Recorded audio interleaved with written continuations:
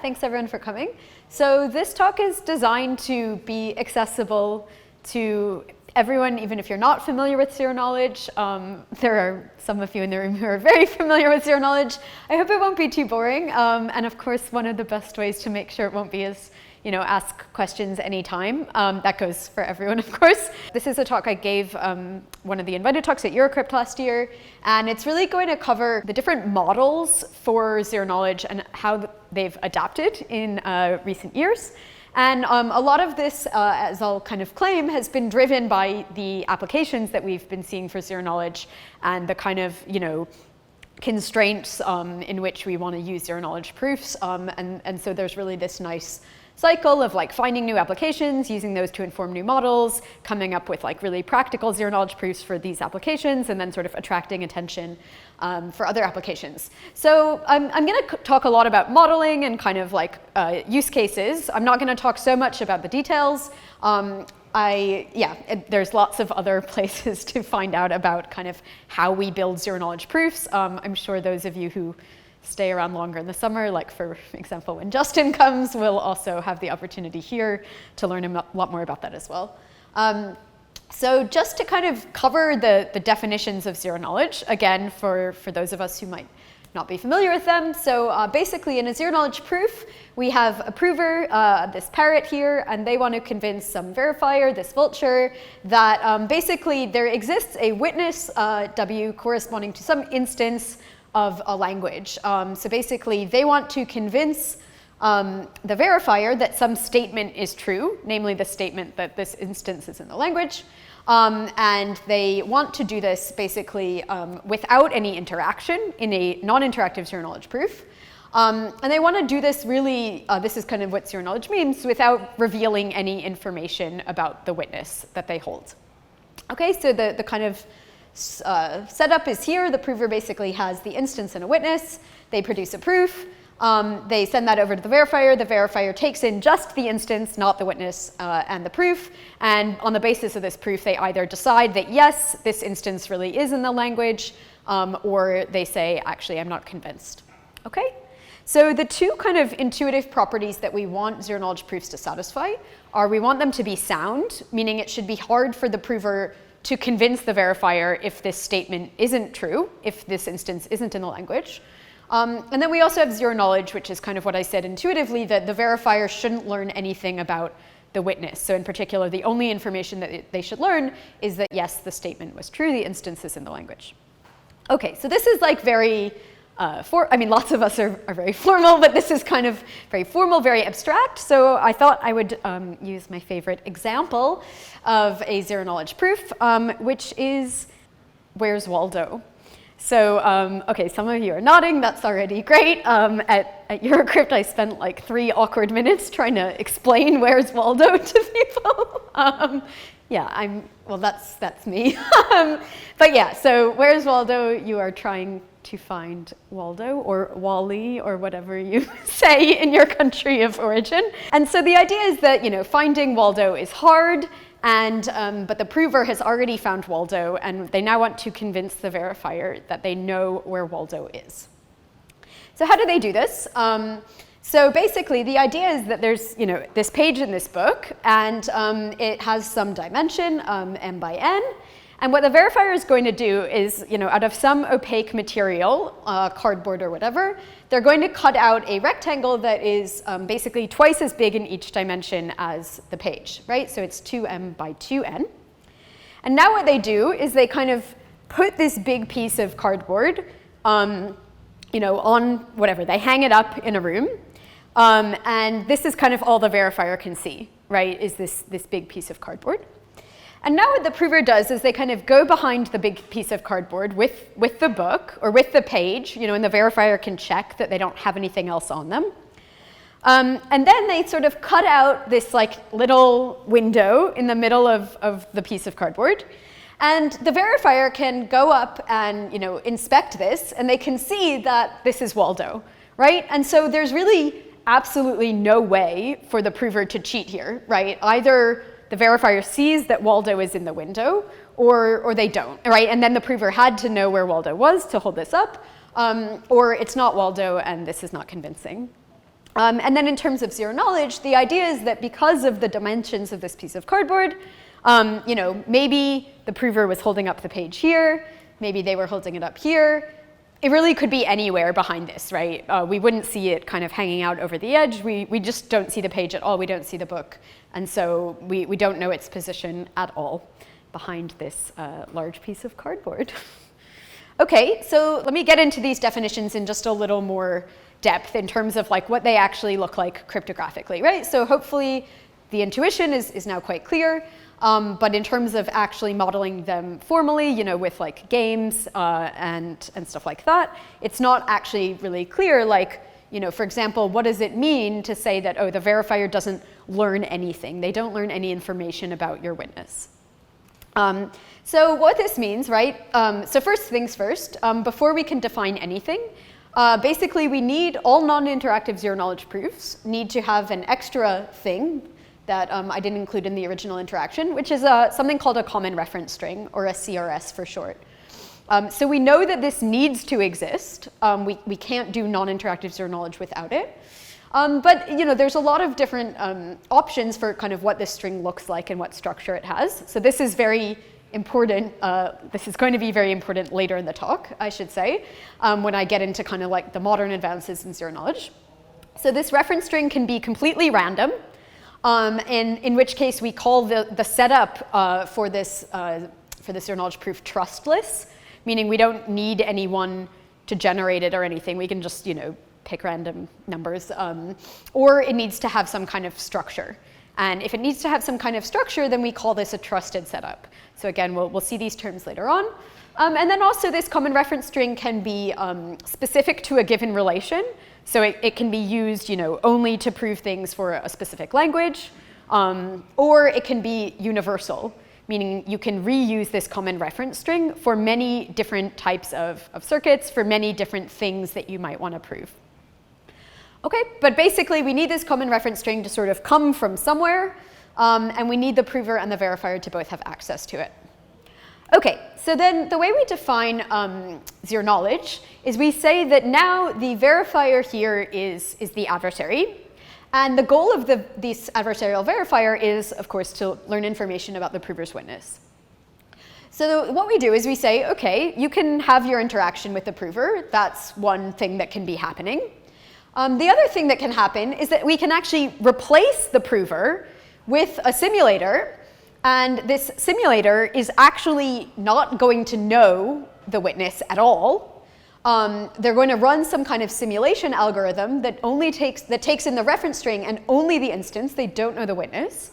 And they're going to output a proof. So of course, the way I've written this doesn't look good. Like the simulator can't just take in the reference string in the instance and be able to convince the verifier. That would violate soundness. And so the idea is that basically the simulator can also participate in the generation of the common reference string. And in generating the common reference string, they can output some simulation trapdoor that allows them to basically fake proofs. All right, and so then so instead of just outputting the CRS, they're going to output the CRS and this trapdoor.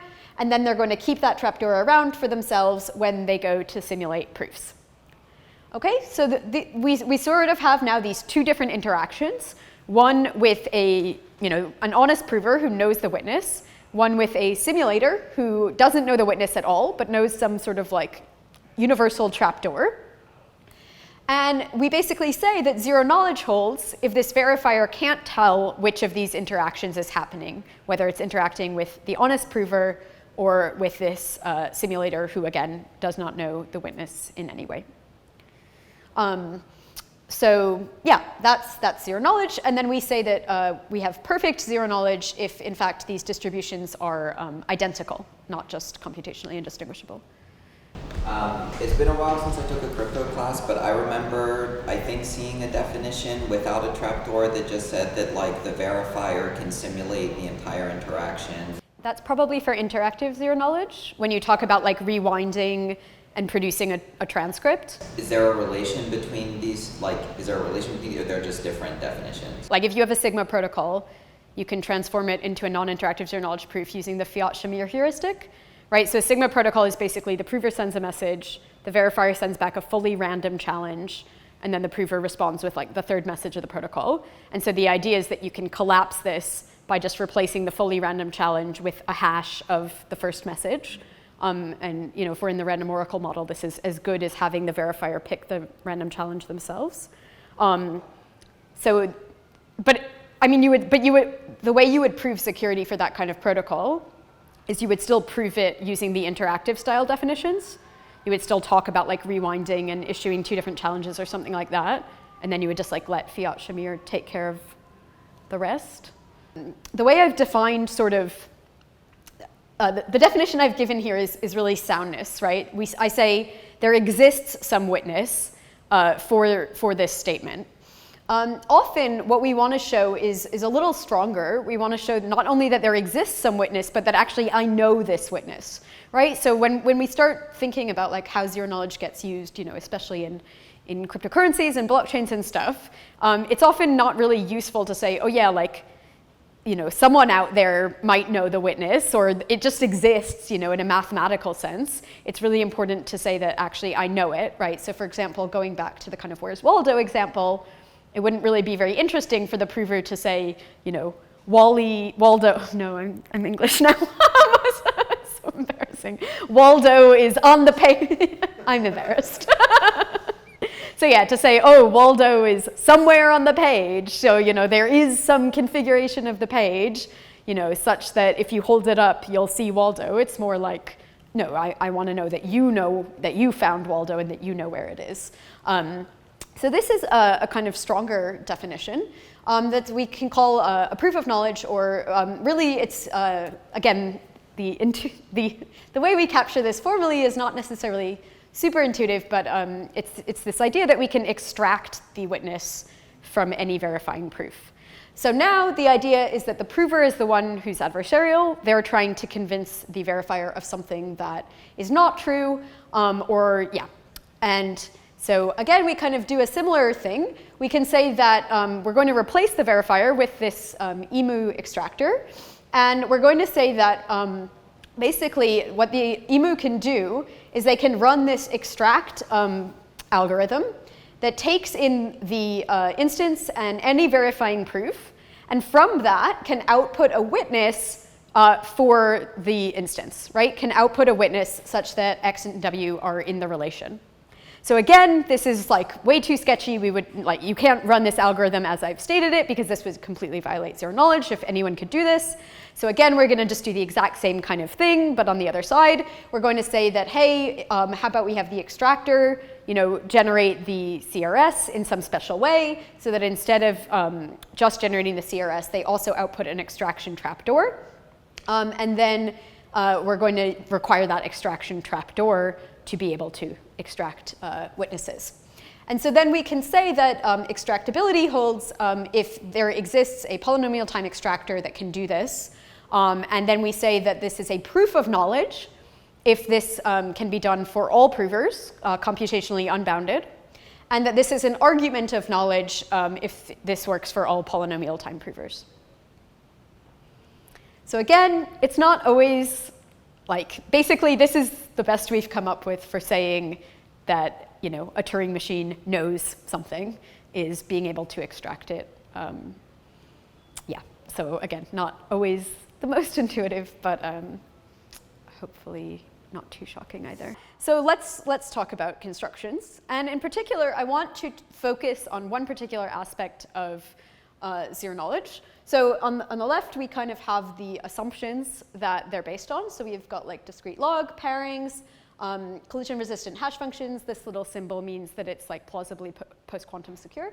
And then on the bottom here, we're going to have the size of the proof.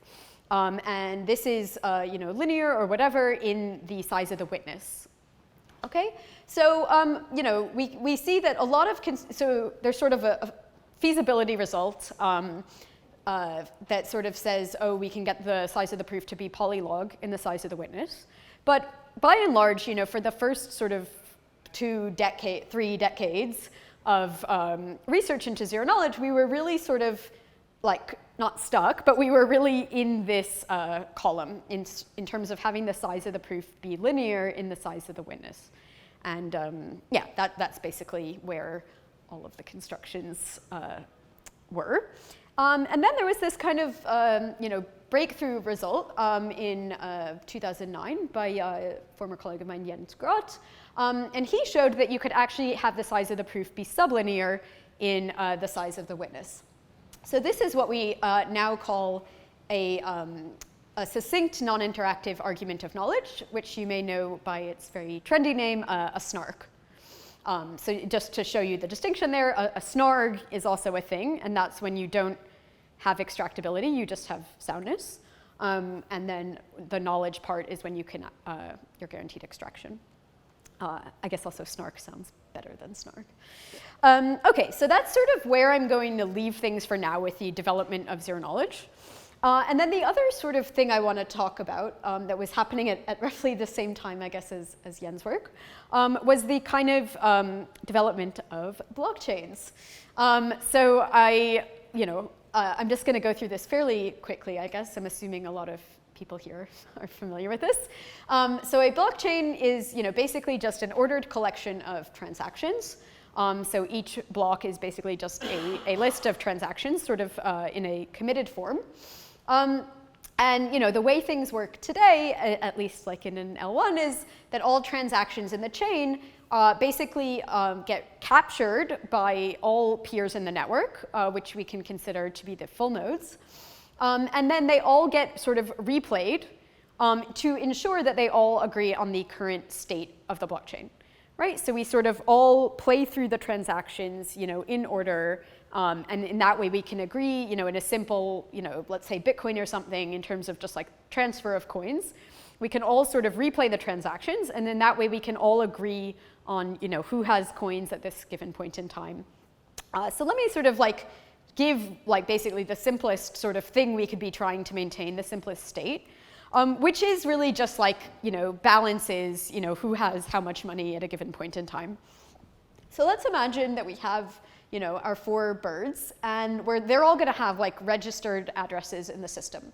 So we can have sort of some tree with all the leaves representing their public keys, and then we can sort of have, a concise representation of this in terms of the root of the tree.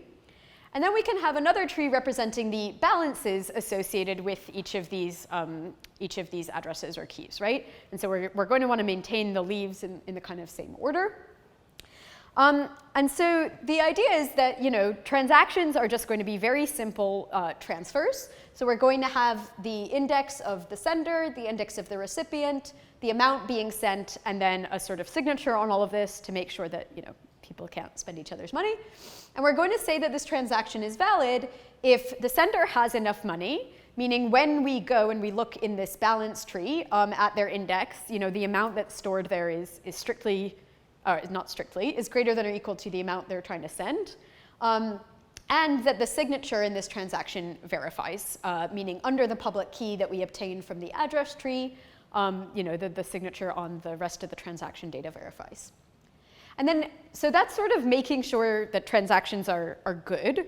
And then the other thing we can do is we can, if we do think a transaction is good, we can process it, meaning we can incorporate it into the global state, right? We can replay the transaction and use it to update the state and see what the new state is, right? And so processing this again, quite simple transaction basically means that we take the amount that's being sent, we subtract it from the sender's balance, and we add it to the recipient's balance. Yeah, okay, so in terms of, checking transaction validity, this is an example. I don't know if we need an example for this group, but I'll go through it really quickly. So let's imagine, everyone starts with 10 coins, and then the idea is that when we go to verify, let's say we have a transaction, and the parrot is sending, what is that? A seagull, there we go. The parrot is sending 2 coins to the seagull, no, to the emu, because it's a 0 and, no, to the seagull. I can't count. And so so we're going to use their public key to verify the signature. And then when we go to process the transaction, we're going to, again, subtract 2 from the parrot's thing, so now they're at 8. and then the seagull is now going to be at 12 because they're going to get those two. And just to note, the other concrete thing is that then the root of this balance tree is going to be changing constantly as we process these transactions, right? So the changes we make in the leaves are going to propagate up to the root, and this will result in a new root of this tree. Whereas if we assume like a static set of participants, the address tree is basically never going to change. Okay, so this is just like a kind of formal statement of these things so that you can see where, you've probably already seen where I'm going, but I'm just writing this out in terms of what I've just said, but showing this as an instance and a witness in some relation, right? So we have the kind of like validity relationship, which says that the information in this transaction is valid, and then we have the kind of like state update relation, which basically says that as I'm processing transactions into the current state, I'm producing this new state. So the old state is like in black here, and then the new state is in purple. And the idea here is that I'm proving the kind of correct relationship between the new state and the old state. Okay, so now let's sort of consider, again, like the model that we currently have for how the state gets updated and how participants sort of hear about it and react. So let's imagine we have a full node represented by this flamingo. And so, being a full node in this like miniature system basically means that they maintain full copies of both of these trees, the address tree and the balance tree.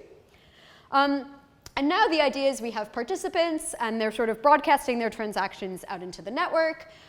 These transactions are getting heard about by some relayer. And they're just kind of collecting them, and then at some point what they do is they put all these transactions into a block, right? And they say, so we can already like phrase this in a slightly different way than what would happen like today, which is we can have the kind of header of the block be the root of the address tree, and then it can be now the new root of the balance tree, taking into account all of the transactions in this block, right? And then the body of the block can contain all of the transactions. So the idea is, again, like, how do things kind of work today? The idea is that the full node is basically going, in order to check is everything valid here, they're basically going to replay all of those transactions. And by replay them, I mean they're going to apply them like sequentially to the state that they have stored. And then they're going to get the new state, this purple one, and then they can compare it against what's in the header of that block. But fundamentally, they're taking all the transactions and replaying them. And that's kind of the way we have to do things. And then, of course, if they're happy, then they're going to update their balance tree with the new information. Okay, so let's imagine doing things a different way. Very conveniently, of course, I've phrased this all in terms of statements in a given relation. So let's imagine that in the block, in the body, we can say, okay, here's the new balance tree for those of you who care about these things and who want to have that information. And then here's also a proof for those two different relations. So one, a proof that all the transactions that I sort of factored into this block are valid. And then two, a proof that I processed all those valid transactions correctly and that I really used them to produce this new state. And so the idea is that now, what does it mean to check if this was okay? Well, basically, this just means checking, so the instance here is just like all the roots of all these trees, right? So the root of the address tree, and then the two things like the root of the old balance tree and the root of the new one, and then just this proof. And so the idea is that the full node can still check this, and they can still sort of look into the body of the block, take the new balance tree and use it. But conveniently, light clients who don't want to maintain the full state, who might just be maintaining the headers like the roots of the trees, can also perform this check, right? So we can have sort of more people doing this. And yeah, this is kind of the idea really behind something like a rollup, for those of you who are familiar with such things. So something super funny about rollups and about the use of zero-knowledge proofs in rollups is we don't care at all if they're zero knowledge, right? These, like,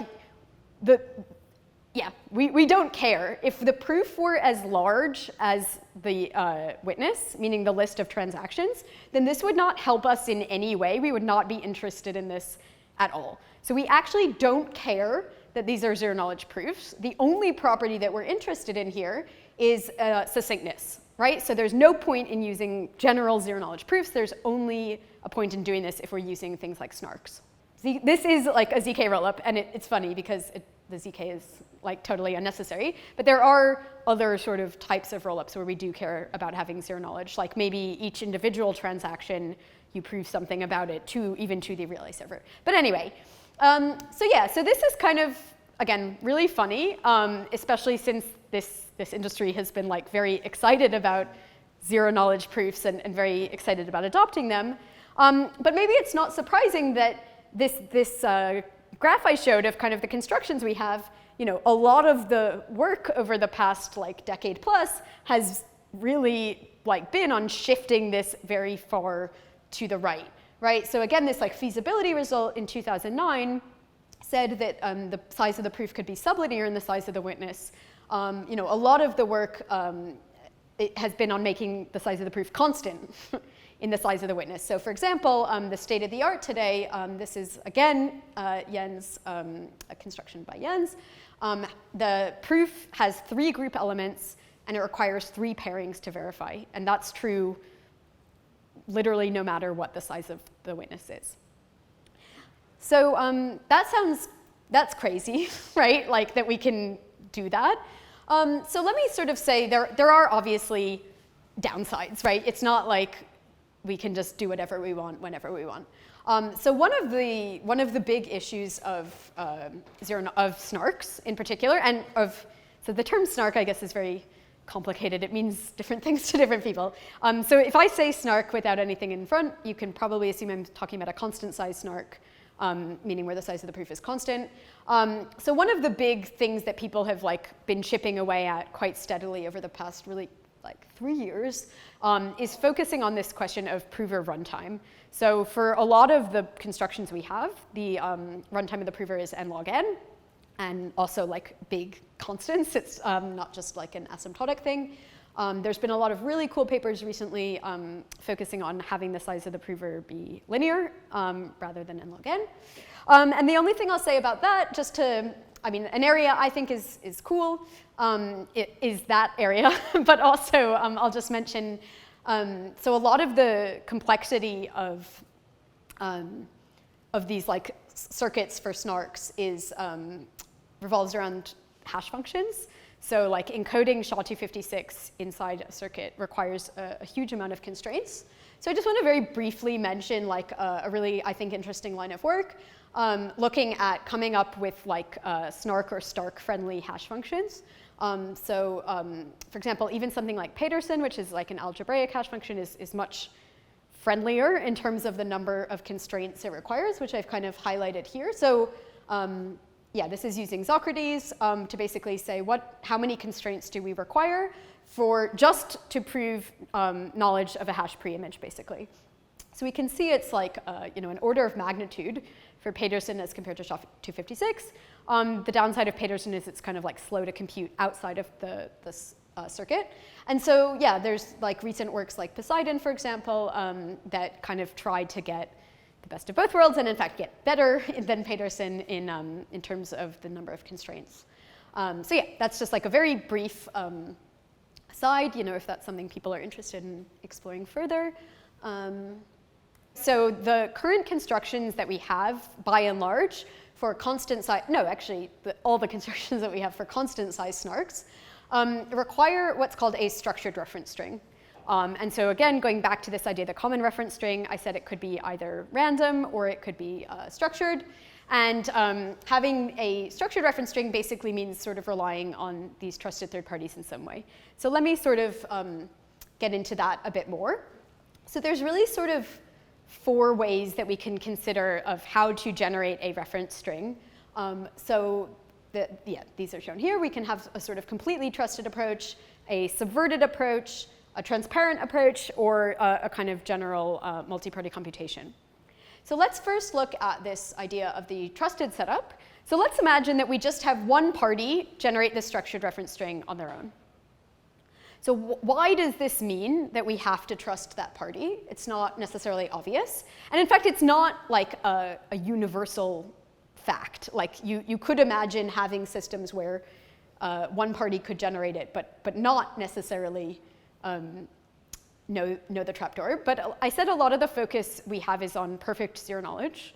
And so what that means is that actually the process of generating even the honest structured reference string essentially incidentally produces the simulation trapdoor, right? So like these algorithms for generating the simulated reference string and for generating the honest one are actually the same algorithm. So I said I would finally give like an example.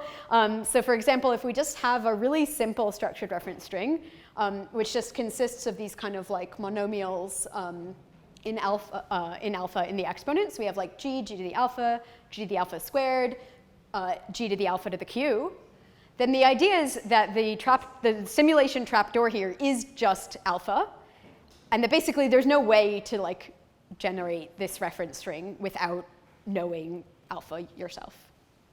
So does that make sense? Great. Okay, so the idea is that this tau that you learn in generating the reference string single-handedly is the simulation trapdoor. And if you remember the definition of zero knowledge, with the simulation trapdoor, you can provide proofs of false statements.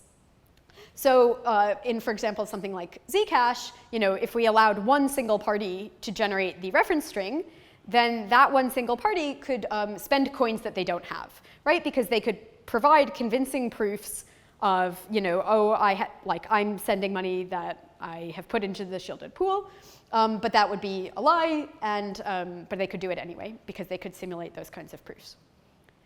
All right, so this is why this is not really realistic in any deployed system, right? Like there are real consequences of allowing a single party to do this, and even if that party's very nice and very honest, they would have like significant financial incentives to use that simulation trapdoor in some way, and so we really wouldn't feel comfortable with such a system where one party would have all that power. Okay, so let's kind of go to the complete other end of the spectrum, and let's consider a subverted reference string setup, where basically now we can say, you know what, the adversary can just like fully generate the reference string themselves, however they want. So this was considered by a paper at AsiaCrypt 2016 by Mihir Ballari, Georg Fuchsbauer, and Alessandro Scafuro. And the idea here is these are very strong definitions.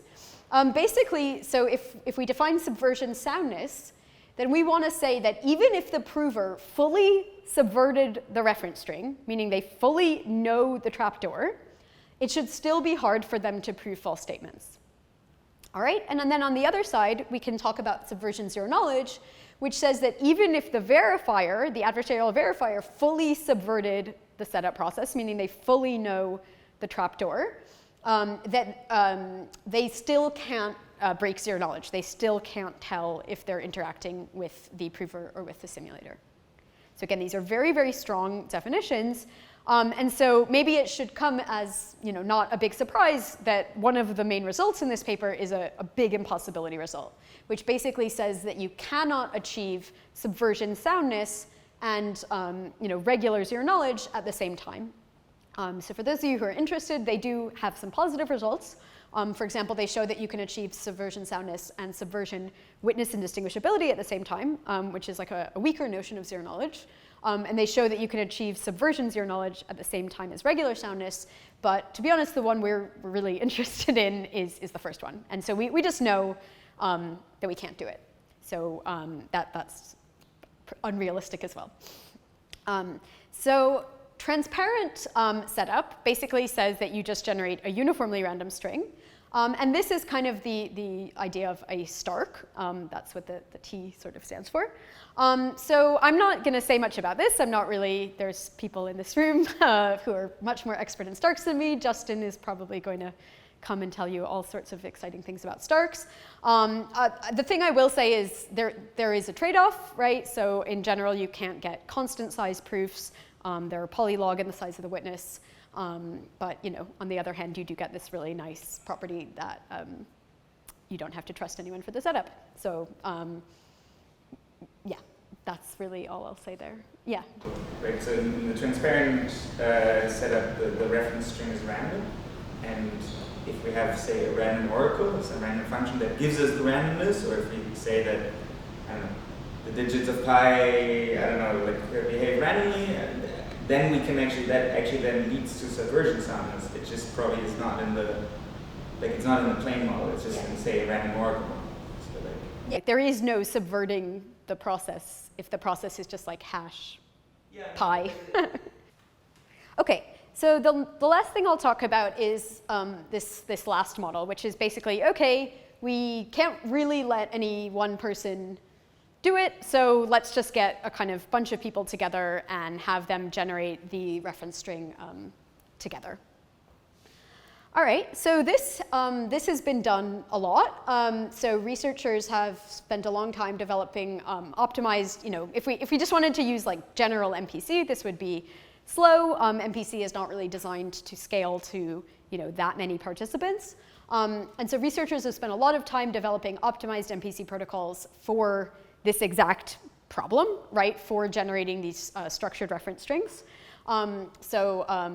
Yeah, this has been also run in practice in these kind of complex ceremonies. So for example, oh yeah, sorry, no, that's actually the next point I wanted to make. So, well, before I get to the idea of universality, I'll just say these things have really been designed to kind of scale, to tolerate dropouts, to work really precisely for this setting.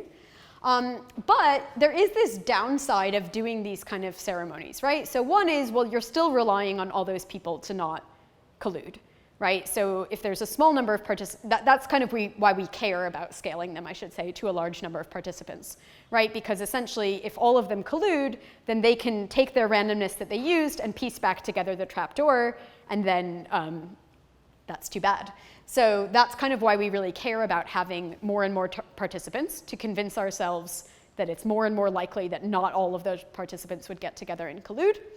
But the other sort of downside, aside from the fact that, well, we're still sort of trusting in some sense, is that if the reference string is not universal, meaning it doesn't work for kind of all the circuits we might want to consider proving, then we need to rerun it, right? Basically every time the protocol changes. And this isn't just hypothetical. So Zcash, has actually done this. So in the first sort of iteration of the Zcash shielded pool sprout, there were 6 participants in this trusted setup ceremony. And then they sort of, changed the zero knowledge proof they were using. They made a lot of changes in the protocol.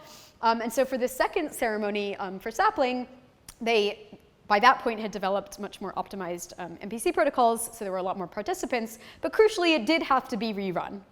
And now I should say, if I am talking about Zcash concretely, they've really 2 weeks ago or something just got Orchard out, so that gets rid of the need for trusted setup ceremonies, which is cool. But hopefully the point remains that every time we rely on trusted setup ceremonies, we're just going to get ourselves into this cycle where every time we want to patch or update, we're going to need to consider the complexity of running this kind of process, which is a complexity for sure. So I just want to very briefly mention, I do want to leave time for questions, this kind of alternative idea that I developed along with a bunch of my collaborators, Jens Groth, Merkel Koolwijs, Mary Maller, Ian Myers, and Sean Bowe at Zcash. And this is the idea of an updatable SNARK. So this work, I think, we started out focusing a lot on updatability and being kind of inspired by that and the model for it. But one of the main sort of side effects of this work in some sense was actually coming up with, actually having a SNARK that gave you a universal reference string instead. But yeah, so the idea of an updatable SNARK is that we sort of start out and someone says, okay, here's the reference string as I see it. And I know the trapdoor from it. Okay, like full disclosure. I know the trapdoor, because so far it's just me who's contributed to it. And the idea is that this is a universal reference string from which sort of circuit-specific reference strings can be derived. Okay, but what everyone is going to be contributing to and agreeing on is the universal reference string. And then they have this kind of update proof, which basically says, okay, I took what was there before, which for now is nothing, and I folded in my additional randomness alpha. Okay, and this proof can be made public. It can be publicly verified against, again, the kind of using as the instance like the previous reference string and the new one. And so the idea is that right now this is like a fully trusted setup, right? The parrot has like fully generated the reference string by itself. And they fully know the trapdoor behind it, they fully know the randomness. But now another participant can come along and can say, well, hey, I'm going to fold in some additional randomness myself. And then maybe the parrot comes along again and is the next one to fold in randomness. But basically, this process can kind of just continue indefinitely. This process is also open to anyone. Anyone can come along and say, hey, I'd like to participate. And so the idea is that no one is going to know the trapdoor. You know, if we just think of the trapdoor as like some combination of all the individual bits of randomness, as long as one party is honest, no one is going to know the trapdoor. And so crucially, you know, if you don't trust the existing set of participants, you know, just jump in and update it yourself. And now you do, because hopefully you trust yourself to, you know, throw away your own randomness or whatever. Right? So this process doesn't have to have an end. And that's quite different, because you could say, oh, surely this is just like itself an NPC. And in some ways it is, but the idea is that it's not sort of time-bounded. We don't say, okay, now everything's done, and this is the structured reference string. We can just continue updating it on the fly. And so really what we can think of this is as sort of like augmenting the security that we would get from a ceremony or something like that, right? So we can say, okay, we can run the ceremony, we can generate a sort of like candidate reference string. You know, maybe some of us already like really believe that this reference string is good and that those parties weren't colluding. But then the idea is that, you know, in a blockchain, like we already have this like very sequential process that's going on, right? We're already sort of generating these blocks. And so the idea is that we can just sort of stick these update proofs into the blocks. And it's like a quite seamless integration, right? So again, this is kind of a nice example of where that we sort of looked at the existing structure. We said, you know, there's already these parties that are generating things in a sequential way. We're already trusting them to not all collude, right? We're not making any additional assumption at all. They already have a huge amount of computational power. So, you know, this is really not adding a lot of overhead in terms of what's there. And again, the idea is that, you know, full nodes can actually verify these individual update proofs. So yeah, so that's kind of the story. So just to, you know, so Jonathan Boodle, you know, had this lovely sort of rainbow slide showing this amazing kind of activity that's been happening in this space over the past really like 10 years, honestly. And yeah, we just have, this is a little out of date, I should say, sorry, if your protocol hasn't made it to here. But yeah, this is just, yeah, I think it's really incredible. Zero knowledge is what got me into cryptography, and it's really cool to see how this has all happened. So yeah, hopefully I've convinced you that it's a really active space, that's for sure. It's a really exciting time to be working in this space. And again, I think there's a real, like the thing that's really exciting is that it's not all just about, you know, making things faster, right? So I think we got things to a point where they were faster, you know, proofs were smaller, things were really genuinely practical. And so that kind of attracted the attention of people interested in using zero knowledge proofs in applications. But I think that, you know, it's not just like, oh, here you go, take the fast proof and go away. You know, really like working with people actually deploying this stuff has in turn really fed back into the theory.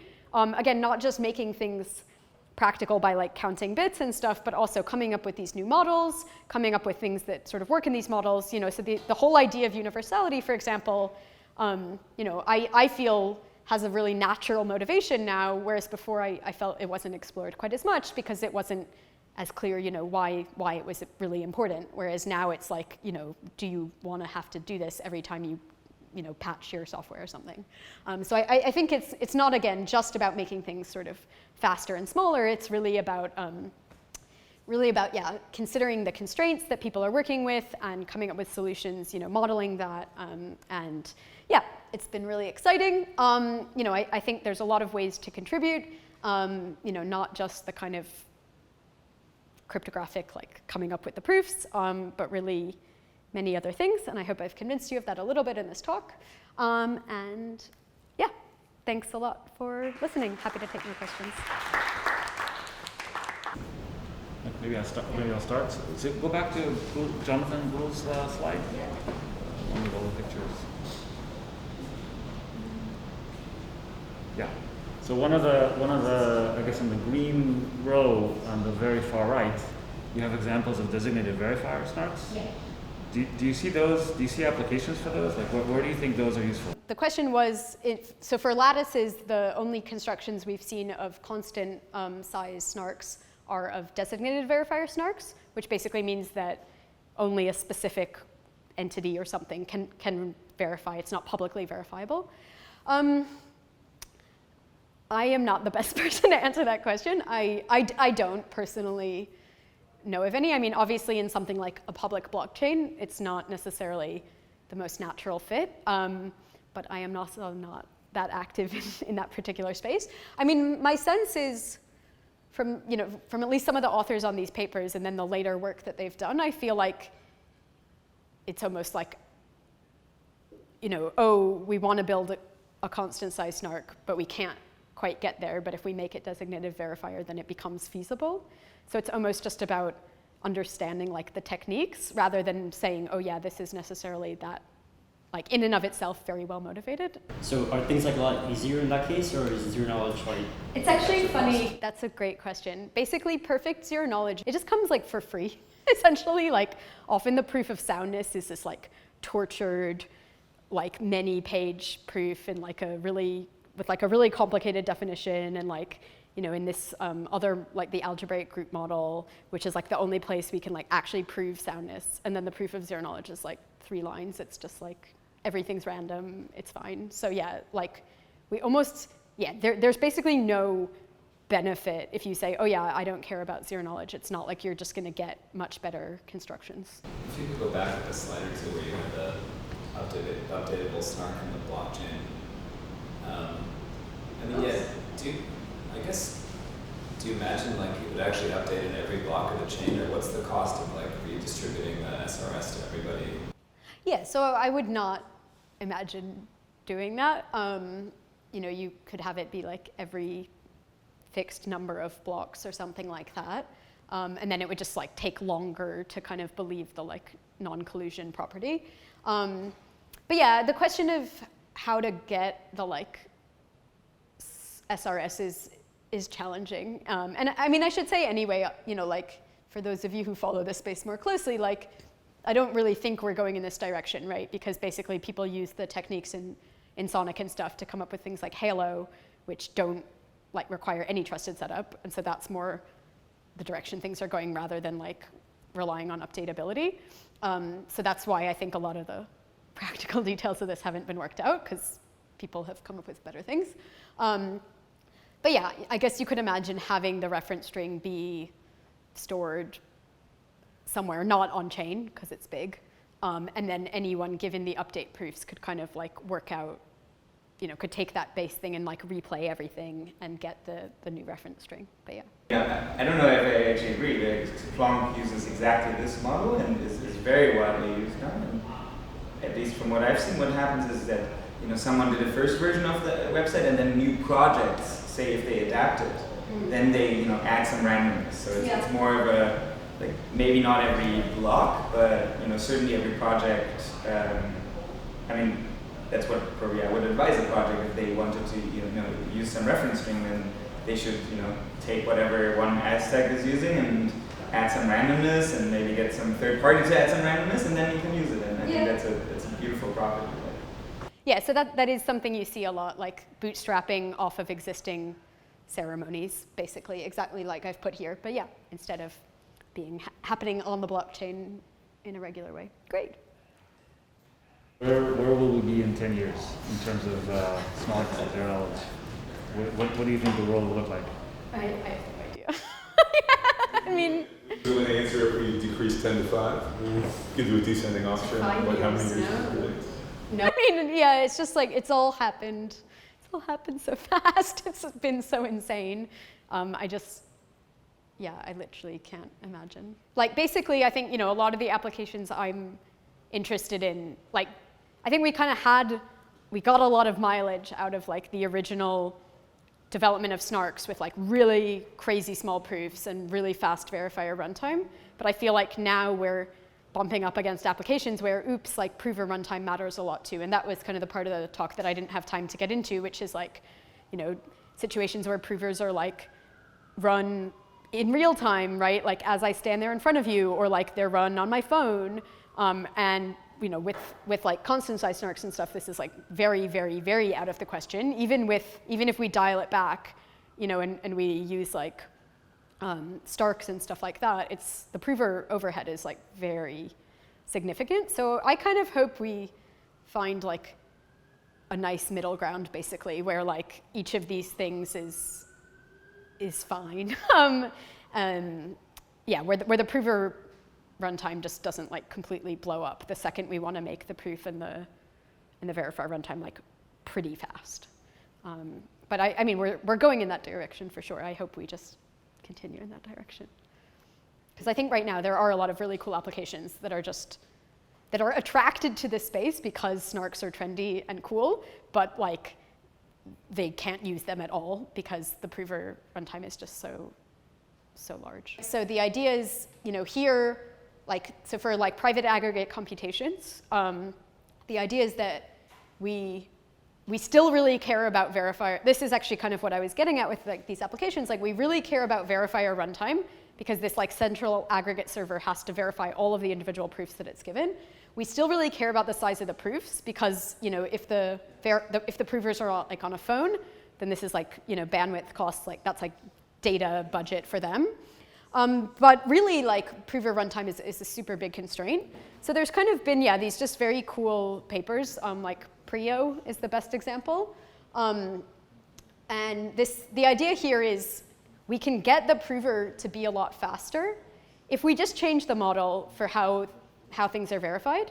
And if we say, hey, rather than just have one verifier, what if we have two verifiers, and we say that these verifiers can't collude? But somehow they're going to like jointly verify these like shares of what the prover creates. And so this is again just like an interesting take, like an interesting switch of the model. And that's enabled a lot of really like real applications. So namely like exposure notification. The idea is like Apple and Google are not going to collude, but now we can like do things on our phones.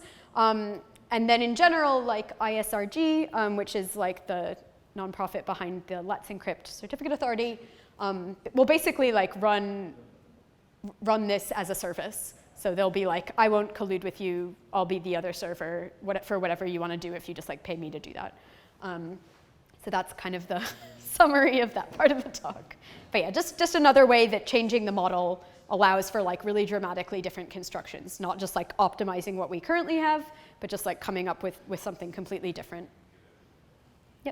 Do you think it still makes sense to look into specialized protocols, not like general circuit protocols, but like specialized protocols for specific statements? Or do you think we should be mostly focusing on like optimizing? There's still for sure, in my mind, like a place for that. So yeah, I mean, again, I think this is kind of what we see happening. We've pushed things like super, super far in terms of like general computations. And now, you know, especially as we work with like more and more practitioners, we're starting to see more specialized things crop up. But then that in turn does feed back into the theory because maybe these specialized things like, you know, maybe other people are interested in kind of what you can do there and what their constraints are. So yeah.